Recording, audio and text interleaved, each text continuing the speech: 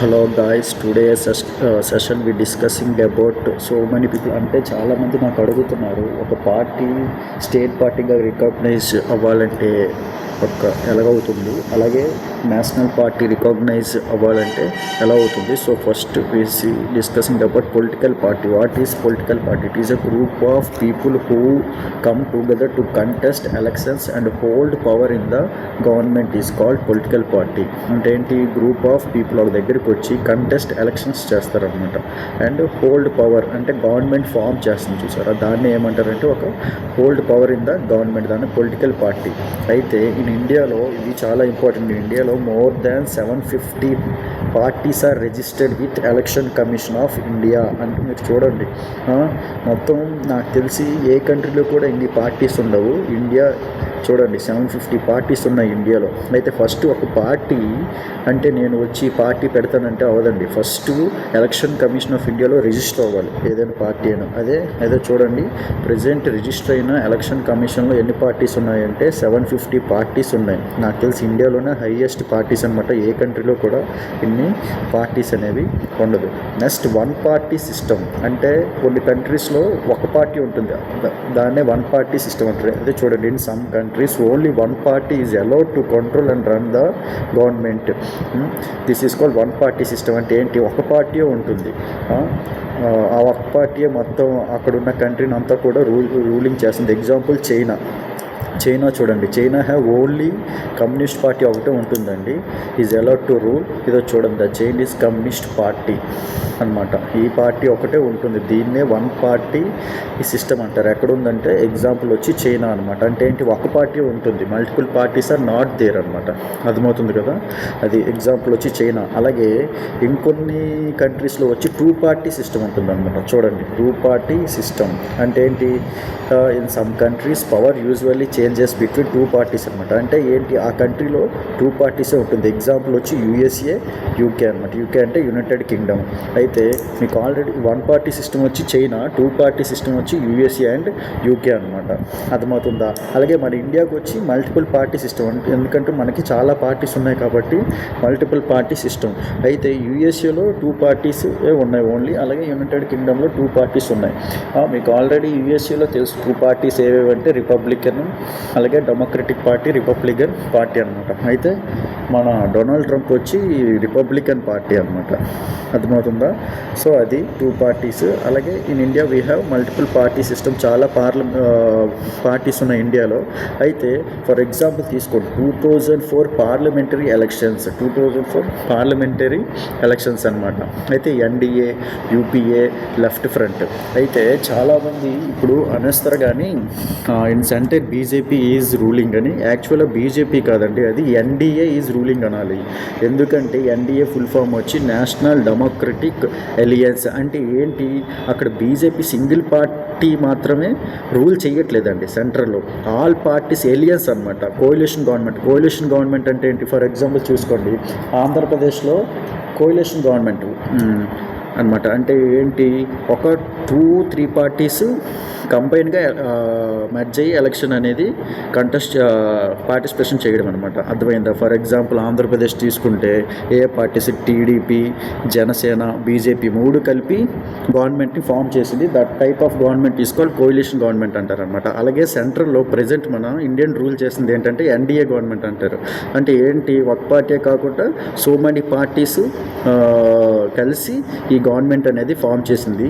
అలాగే యూపీఏ అనమాట, United progressive aliens అంటారు. యూపీఏ అంటే యునైటెడ్ ప్రోగ్రెసివ్ ఎలియన్స్. అంటే మేజర్ వచ్చి ఇది కాంగ్రెస్, ఇందులో వచ్చి ఎన్డీఏలో వచ్చి బీజేపీ అనమాట మేజర్. అలాగే యూపీఏ అంటే కాంగ్రెస్ అనమాట. అప్పుడు మీరు 2004, 2009లో సెంట్రల్ యూపీఏ గవర్నమెంట్ రూల్ చేసింది. అందరు కాంగ్రెస్ అంటారు కానీ దాన్ని కాంగ్రెస్ అనకూడదు, యూపీఏ గవర్నమెంట్ రూల్ చేసింది అనమాట. అప్పుడు ఏమనేవాళ్ళు అంటే 2004 యూపీఏ 1 అనేవాళ్ళు, 2009లో మీకు యూపీఏ 2 అనమాట. యూపీఏ అంటే యునైటెడ్ ప్రోగ్రెసివ్ ఎలియన్స్ అనమాట. మేజర్గా వచ్చి ఏంటంటే కాంగ్రెస్. ఇప్పుడు లెఫ్ట్ ఫ్రంట్ అంటే ఇక్కడ ఏ పార్టీస్ వస్తాయంటే కమ్యూనిస్ట్ పార్టీస్ అనమాట. దీన్ని లెఫ్ట్ ఫ్రంట్ అంటారు.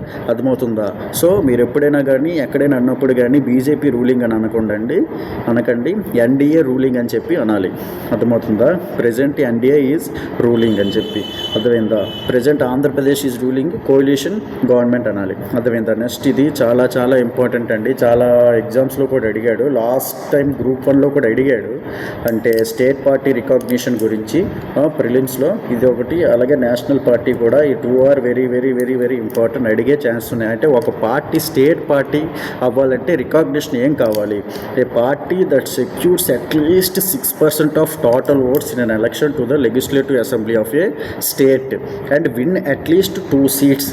అంటే ఏంటి? ఒక పార్టీకి స్టేట్ పార్టీకి రికగ్నిషన్ అంటే ఏంటి? గుర్తింపు రావాలంటే at least 6% of total votes in an election. అంటే ఏంటి? ఎలక్షన్లో టోటల్ ఓట్స్లో 6% రావాలన్నమాట. అర్థమైందా? To the legislative assembly of state and win at least 2 seats కూడా గెలాలి. అంటే ఫర్ ఎగ్జాంపుల్ తీసుకోండి, ఇన్ ఆంధ్రప్రదేశ్ వీ హ్యావ్ 175 అనమాట. 175 సీట్స్ ఉన్నాయి కదా. ఈ 175లో అట్లీస్ట్ 2 సీట్స్ అయినా మనం గెలిచాలన్నమాట స్టేట్ పార్టీ అవ్వాలన్నా. అర్థమైందా? అలాగే టోటల్ ఓట్స్లో అట్లీస్ట్ 6% రావాలి. అంటే ఫర్ ఎగ్జాంపుల్ ఒక 200 ఓట్స్ ఉన్నాయనుకోండి. ఈ 200 ఓట్స్లో 6% ఓట్స్ రావాలన్నమాట. అంటే 6% అంట 200 ఇంటూ 6/100 వేసుకోండి. 6 2 జా 12. అంటే ఎంత? ఈ 200 ఓట్స్లో అట్లీస్ట్ 12 రావాలన్నమాట. ఫర్ ఎగ్జాంపుల్ తీసుకున్నాను, అట్లీస్ట్ 12. అంటే ఇక్కడ ఏంటి? ఒక స్టేట్ పార్టీ రికగ్నిషన్ కావాలంటే మళ్ళీ జాగ్రత్తగా వినండి, ఇది చాలా ఇంపార్టెంట్. ఎందుకంటే మీకు చెప్పాను ప్రీవియస్ గ్రూప్ 1లో అడిగిన క్వశ్చన్ ఇది. స్టేట్ పార్టీ నేషనల్ పార్టీ రికగ్నిషన్కి సంబంధించి a party that secures at least 6% of total votes in an election to the legislative assembly of a state. 6% votes కావాలండి టోటల్ ఓట్స్లో. అలాగే విన్ అట్లీస్ట్ 2 సీట్స్ గెలాలి. అర్థమవుతుందా? దాన్నే ఏమంటారంటే అప్పుడు స్టేట్ పార్టీ రికగ్నిషన్ అనేది వస్తుంది, గుర్తింపు అనేది ఇస్తుంది ఒక స్టేట్ పార్టీ అని చెప్పి.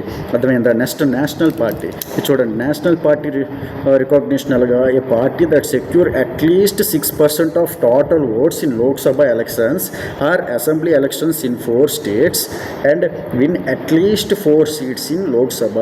చూడండి, ఒక స్టేట్ పార్టీకి మీకు ఆల్రెడీ తెలిసింది. National party a party that secures at least 6% of total votes in Lok Sabha ఎలక్షన్స్లో 6% కావాలి. సేమ్ ఇందులో 6%, అలాగే మన స్టేట్లో కూడా 6%. ఇది రెండు సేమ్. అట్లీస్ట్ 6%, ఇది at least 6% of total votes in Lok Sabha elections. అలాగే అసెంబ్లీ ఎలక్షన్స్ ఇన్ లేదంటే అసెంబ్లీ ఎలక్షన్స్ ఇన్ 4 స్టేట్స్లో జరిగినప్పుడు అంటే ఫర్ ఎగ్జాంపుల్ ఏదైనా పార్టీ తీసుకోండి. ఆ పార్టీ ఒక 4 స్టేట్స్లో 6% ఆఫ్ టోటల్ ఓట్స్ అనేది రావాలి. అలాగే win at least 4 seats in Lok Sabha. Win at least 4 seats అయినా గెలాలి అందులో లోక్సభలో. ఇవన్నీ కూడా ఫాలో అయితే మనకి ఆ పార్టీకి నేషనల్ పార్టీగా రికగ్నిషన్ అవుతుంది. గుర్తుపెట్టుకోండి, ఇది very very very very important. మళ్ళీ ఒకసారి చెప్తాను చూడండి. స్టేట్ పార్టీ రికగ్నిషన్ కావాలంటే at least 6% of total votes in an election to the legislative assembly of a state. At least 6% కావాలి. అలాగే నేషనల్ పార్టీలో కూడా at least 6% of total votes in Lok Sabha ఎలక్షన్స్లో కావాలి. ఇన్ స్టేట్ ఎలక్షన్స్ అనమాట. ఇక్కడ స్టేట్, అక్కడ లోక్సభ. లోక్సభ అంటే లోక్సభలో ఎవరెవరు ఉంటారు? ఎంపీస్ ఉంటారు, మెంబర్ ఆఫ్ పార్లమెంట్స్ ఉంటారు అనమాట. అర్థమైందా? సో ఆ పార్లమెంట్స్లో ఎంత పర్సెంట్ రావాలి? 6%. అలాగే స్టేట్లో కూడా 6%.